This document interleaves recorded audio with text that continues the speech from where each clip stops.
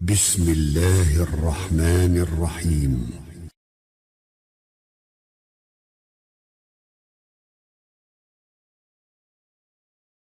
السلام عليكم ورحمة. إن الحمد لله نحمده ونستعينه ونستغفره. آج ہم انفرادی اور اجتماعی زندگی میں جن حالات سے گزر رہے ہیں وہ حالات آپ سے پوشیدہ نہیں، بلکہ میرے گمان کے مطابق حضرات و خواتین کی ایک بڑی تعداد ان کی تفصیلات سے مجھ سے زیادہ آگاہ اور باخبر ہے۔ ان حالات میں ایک چیز کی ہمیں انفرادی مصیبتوں اور اجتماعی مشکلات سے نجات پانے کے لیے ایک چیز کی نہایت ہی شدید ضرورت ہے، اور وہ چیز یہ ہے، کوئی پسند کرے نہ کرے، مانے نہ مانے، اللہ کی توفیق سے بات وہ کہنے کا ارادہ ہے۔ اللہ کرے کہ یہ ارادہ زبان پر ہی اس کا اظہار نہ ہو، دل میں بھی ہو اور عمل میں بھی ہو۔ وہ بات یہ ہے کہ ہماری فریادیں، ہماری دعائیں رب العالمین کے ہاں ہماری کرتوتوں، بدعمالیوں، رب کریم سے دوری کی وجہ سے قبول نہیں ہو رہی۔ کیسے کروائیں اپنی دعاؤں کو قبول؟ اس حوالے سے اللہ مالک کی توفیق سے گزشتہ متعدد خطبات سے بات چل رہی ہے۔ شاید ان میں کوئی اللہ کی توفیق سے ایسی بات گزر رہی ہو جو کہنے اور سننے والے حضرات و خواتین کے دل و دماغ میں آ جائے، اور اللہ کریم میرا اور آپ کا سوچنے سمجھنے، بولنے اور کرنے کا انداز بدل دے، اور آخرت سے پہلے دنیا ہی میں اللہ کی رحمتیں اور خیر دیکھ کر اللہ کی ملاقات کے لیے جائیں۔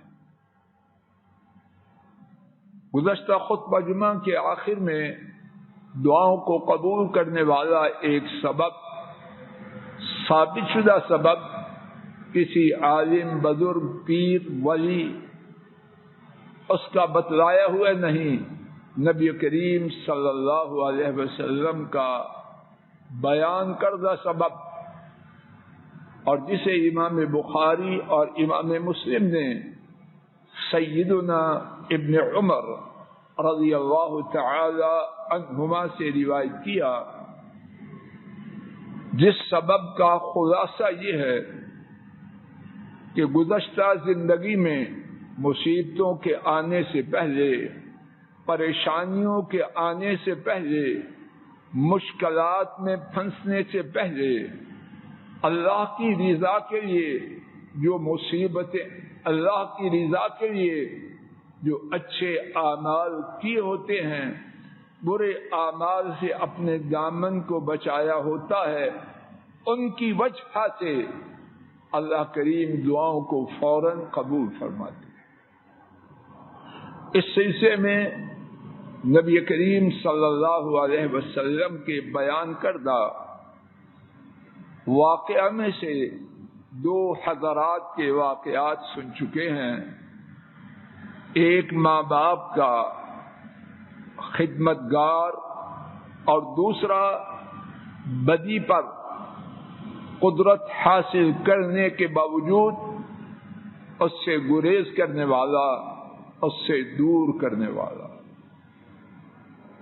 آگے چلنے سے پہلے صرف ایک مختصر جملہ میں آپ سب کے لیے ایک بات کہتا جاؤں کہ میں آپ ان دونوں اعمال کی روشنی میں اپنے آپ کو، اپنے کنبوں کو، اپنے گرد و پیش کو دیکھیں، کیا یہ دونوں باتیں ہم میں ہیں؟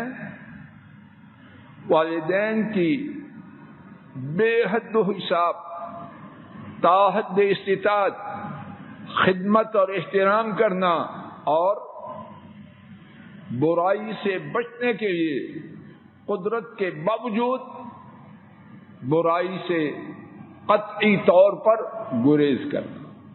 تیسرا سبب جو رسول کریم صلی اللہ علیہ وسلم نے، تیسرا عمل رسول کریم صلی اللہ علیہ وسلم نے جسے بیان فرمایا اور جس کی برکت سے اللہ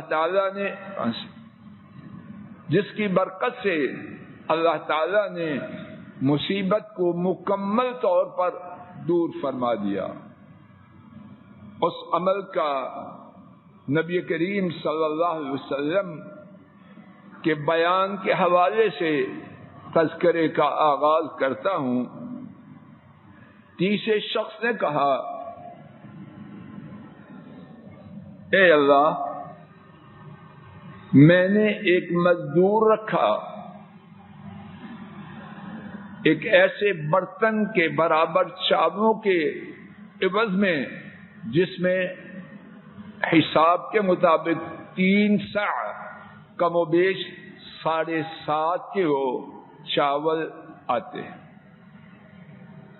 جب اس شخص نے اپنا کام مکمل کیا، کہنے لگا میرا حق مجھے دو، میں نے اس کا حق اسے دیا، تو اس نے اس سے منہ موڑا، اس نے اس کے لینے سے انکار کر دیا۔ وہ شخص کہنے لگا اس کا جو حصہ تھا 7.5 کلو کم و بیش چاول تھے، میں نے ان کو زراعت میں لگا دیا، میں ان کو جمع کرتا رہا، یہاں تک کہ، اور یہاں تک بات سننے سے پہلے دوسری روایت کے الفاظ سن لیجیے۔ امام احمد اور طبرانی نے روایت کیا، وہ شخص کہتا ہے کہ میرے پاس ایک بوڑھا شخص آیا ایک مدت کے بعد، اور اس نے کہا میرا آپ کے پاس حق ہے۔ اس شخص کو کچھ یاد نہیں، جس طرح کے روایت کے الفاظ سے معلوم ہوتا ہے کہ بوڑھا شخص آیا، یعنی عمر کا ایک حصہ گزر چکا تھا اور وہ مزدور بوڑھا ہو چکا تھا، لیکن یہ اللہ والا اس کے چاولوں کو مسلسل استثمار انویسٹ کرتا رہا۔ اس نے مجھے، وہ شخص کہتا ہے، مجھے یاد کروایا تو وہ شخص مجھے یاد آ گیا۔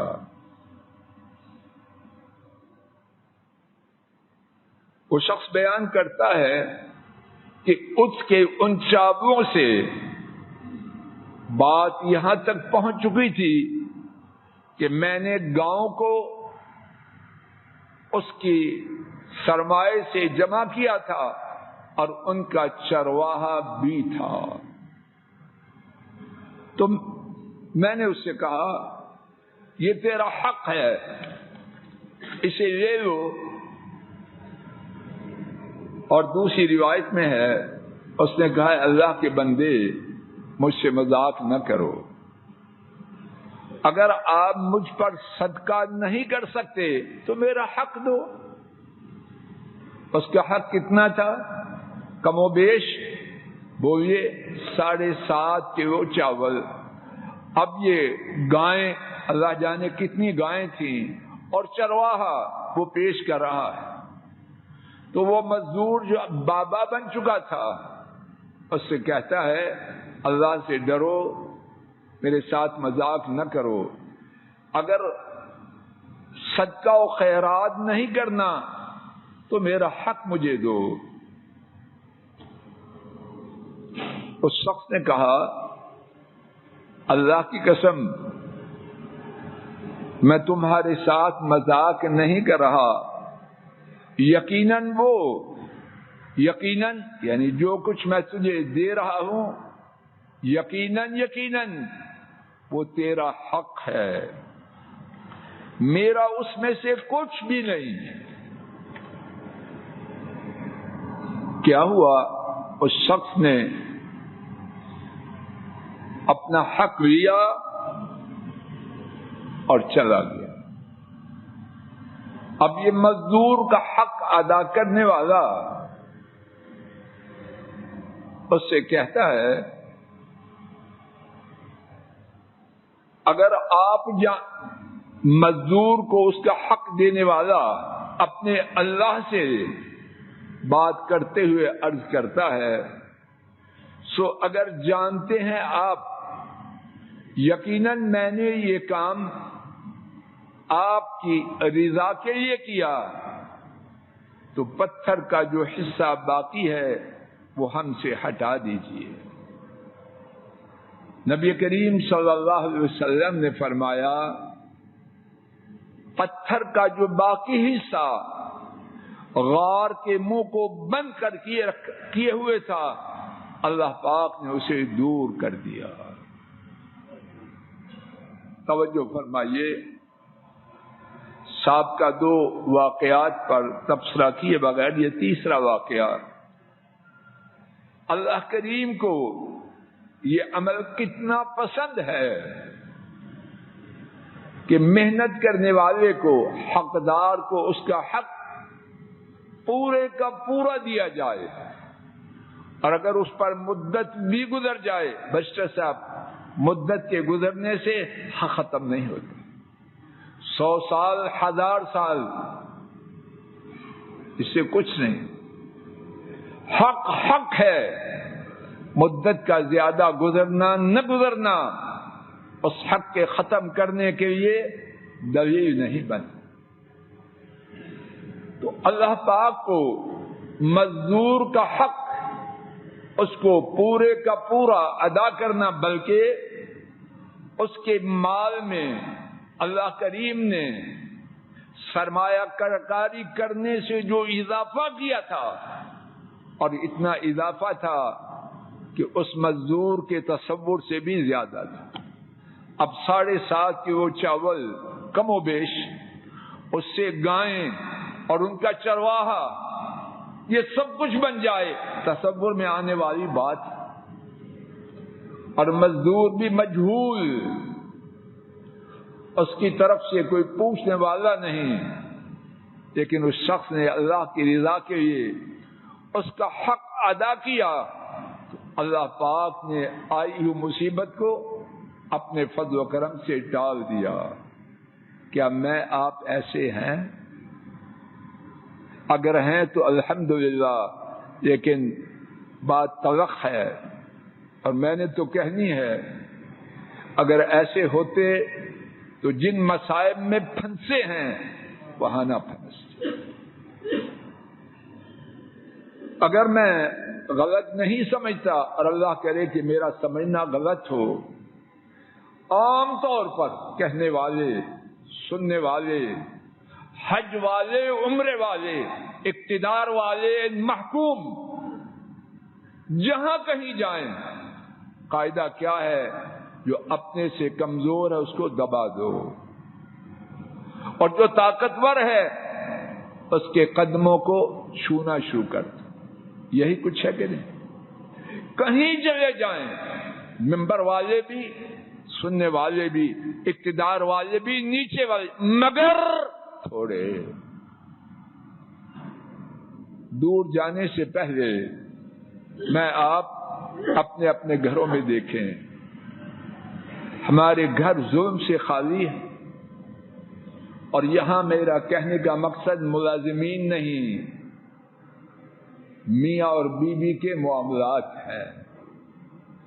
اگر بیوی شریف زادی ہے، اپنی زبان کو قابو میں رکھتی ہے، کون سا ظلم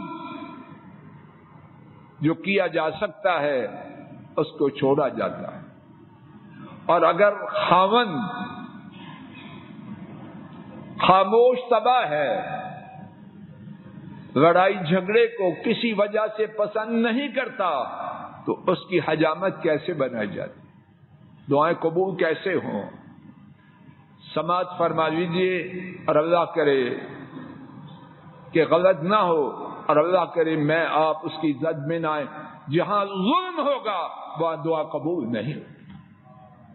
ظلم دعاؤں کی قبولیت میں بہت بڑی رکاوٹ ہے۔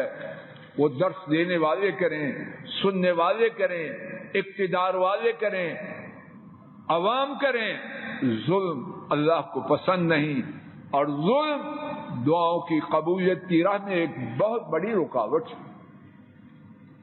دعاؤں کی قبولیت کا ایک اور سبب توجہ کیجیے، یہ سبب تو تھا کہ سابقہ زندگی اس کی نیکیوں کو اللہ کے حضور عاجزی سے پیش کرے۔ میں نکما اگر اپنے کھاتے میں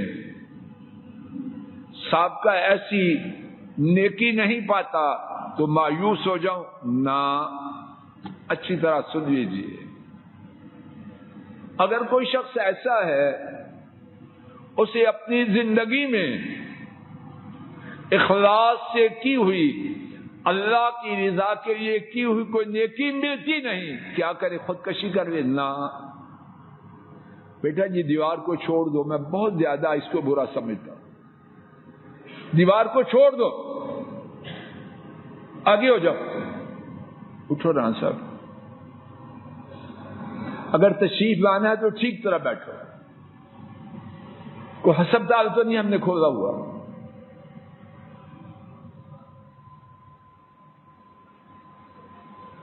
اگر کوئی شخص اپنے نامہ اعمال میں اخلاص والے عمل نہیں پاتا، سن لیجیے، اور اللہ کرے کہ میری بات ٹھیک ہو، مایوس نہ ہو۔ اللہ کے ہاں مایوس ہونا بجائے خود ایک بہت بڑا گناہ ہے۔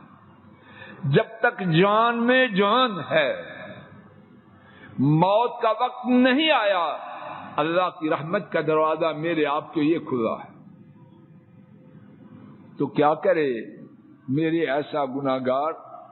ابھی نیکی کرے، ابھی نیکی کرے، اخلاص سے اپنے گناہوں کی معافی طلب کرے، اور پھر اللہ کریم سے دعا کرے، انشاءاللہ الرحمن اس کی موجودہ نیکی بھی اس کے لیے دعاؤں کی قبولیت کا سبب بنے گی۔ آئیے میرے ساتھ اس بارے میں ایک حدیث شریف سماعت فرمائیے۔ حضرات ائمہ احمد، ابو داؤد، ترمذی، نسائی، ابن ماجہ اور ابن حبان، 6 محدثین نے اسے روایت کیا۔ سیدنا ابو بکر رضی اللہ تعالی عنہ اس کے راوی ہیں۔ ہمارے نبی کریم صلی اللہ علیہ وسلم نے فرمایا، جو مسلمان گناہ کرے پھر وہ اچھی طرح وضو کرے، پھر اٹھے 2 رکعت پڑھے، پھر اللہ تعالی سے گناہ کی معافی مانگے، الا غفر اللہ لہ، مگر جو مسلمان گناہ کرے پھر اچھی طرح وضو کرے، اٹھے اور 2 رکعت پڑھے، پھر اللہ تعالیٰ سے گناہ کی معافی مانگے، تو اللہ تعالیٰ اس کے گناہ کو معاف کر دے۔ گناہ کو معاف کروانا دعا ہے کہ نہیں؟ جواب دیجیے. اور چھوٹی دعا ہے یا بہت بڑی دعا؟ میری آپ کی ساری بربادیوں کا سبب تھی یہ. تو گناہوں کو معاف کروانے کی جو دعا ہے اس کی قبولیت کے لیے نسخہ کیا ہے؟ نسخہ نبوی. وضو کرے اچھی طرح، 2 رکعت پڑھے، اللہ پاک سے اپنے گناہوں کی معافی طلب کرے، اللہ تعالیٰ اس کے گناہوں کو معاف کر. اسی طرح اللہ بہتر جانے جو بات سمجھ میں آ رہی، کام اٹکا ہوا ہے، نیکیاں کریں، فرائض کی پابندی کرتے ہوئے نوافل پڑھیں، صلہ رحمی کریں، صدقہ و خیرات کریں. اللہ کی رحمت کا دروازہ بند نہیں، انشاءاللہ کھلا ہے. دعاؤں کی قبولیت کا ایک اور سبب، اور وہ سبب بہت ہی آسان ہے، اور اللہ کرے کہ ہم میں سے اس کے کرنے والے بہت زیادہ ہوں. امام مسلم حضرت ابو الدرداء رضی اللہ تعالی عنہ سے روایت کرتے ہیں، نبی کریم صلی اللہ علیہ وسلم نے فرمایا، دعوت المسلم لأخیہ بظاہر الغیب مستجابہ. مسلمان کی اپنے غیر حاضر بھائی کے لیے دعا قبول کی جاتی ہے. ہم دعا کرتے ہیں، یا اللہ کشمیری مسلمانوں کی مدد فرما، فلسطینی مسلمانوں کی مدد فرما، وہ یہاں موجود ہیں یا غائب ہیں. یہ دعا انشاءاللہ قبول ہوگی. اے اللہ میرے بھائی کو، میرے دوست کو، میرے ماں باپ کو اپنی رحمت سے شفا دے. یہ دعا انشاءاللہ قبول ہوگی. اس کے ساتھ اگلی بات، عند رأسه ملک موکل. اپنے غیر حاضر بھائی کے لیے دعا کرنے والا، اس کے سر پر اللہ کی طرف سے ایک مقرر کردہ فرشتہ ہے. وہ فرشتہ جب مسلمان غیر حاضر بھائی کے لیے دعا کرتا ہے، اللہ کے حضور عرض کرتے ہوئے کہتا ہے آمین، اس کی دعا کو قبول کیجیے. کون کہتا ہے؟ جواب دیجیے. بول نہیں رہے. کون کہتا ہے؟ کون سا فرشتہ؟ مقرر کیا ہوا. کس نے مقرر کیا ہوا؟ آمین. اور بس نہیں، وَلَكَ بِمِثْلِ، جو دعا تو اپنے غیر حاضر بھائی کے لیے کر رہا ہے، میں تشریح میں کہہ رہا ہوں، میں اللہ کا مقرر کردہ فرشتہ تیرے لیے اللہ سے یہ دعا کرتا ہوں، اسی کے برابر تجھے عطا فرما. بیمار کچھ سمجھ نہیں آ رہا، یاد کرے مسلمانوں میں سے، اقارب میں سے، احباب میں سے کون کون بیمار ہیں، ان کے لیے دعا شروع کر دیں. ابو الدرداء رضی اللہ عنہ اس حدیث کے راوی، ان کا طریقہ مبارک سماعت فرمائیے.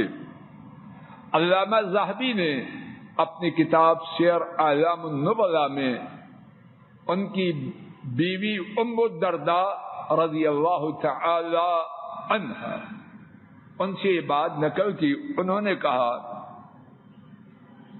کان ابی الدرداء رضی اللہ تعالی عنہ 60 و 300 خلیل فی اللہ. ابو الدرداء کے 360 کتنے بولو؟ مسعود جی اونچی بولو. 360. ان کے اللہ کے لیے 360 دوست تھے. اب ابو الدرداء کیا کرتے؟ ایک ایک کا نام لے کے دعا شروع کر دیتے. اللہ میرے فلاں فلاں فلاں. اب 360 دوستوں کا نام لینا وقت لے گا یا نہیں؟ ڈاکٹر نیازی صاحب وقت لے گا کہ نہیں؟ اور بیگم راضی ہوگی یا کیا ہوگی؟ فقالت له فی ذلک، بیگم نے کہا. اب انہوں نے کیا کہا اس کا ذکر نہیں، میں تشریح میں کہہ رہا ہوں یہی کہا ہوگا. ہمارے لیے بھی کوئی وقت چاہیے ہی نہیں کہ یہ سب کچھ،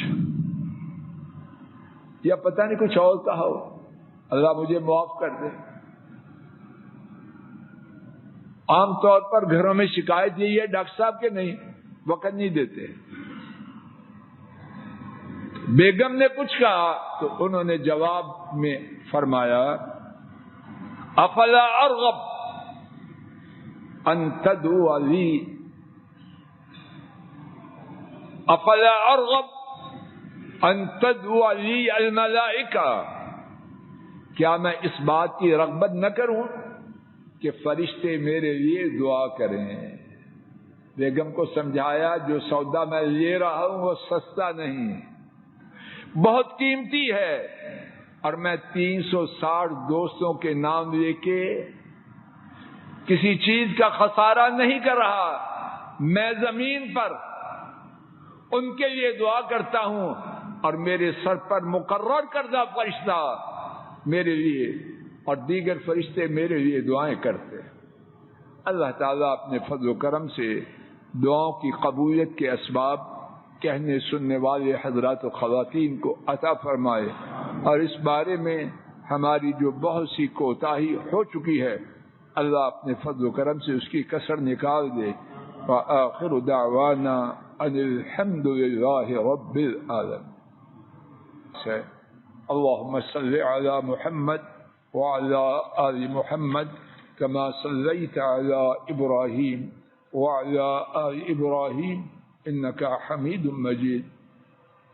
اللهم بارك على محمد وعلى آل محمد كما باركت على إبراهيم وعلى آل إبراهيم إنك حميد مجيد. سبحان ربك رب العزة عما يصفون وسلام على المرسلين والحمد لله. الحمد لله. السلام علیکم ورحمۃ اللہ. یہ ڈاکٹر فضل الہی صاحب کا آفیشیل یوٹیوب چینل ہے. اس کو لائک، سبسکرائب اور شیئر کریں اور بیل آئیکن پریس کریں تاکہ نئے آنے والی ویڈیوز کا نوٹیفیکیشن آپ کو موصول ہو سکے. جزاکم اللہ خیر.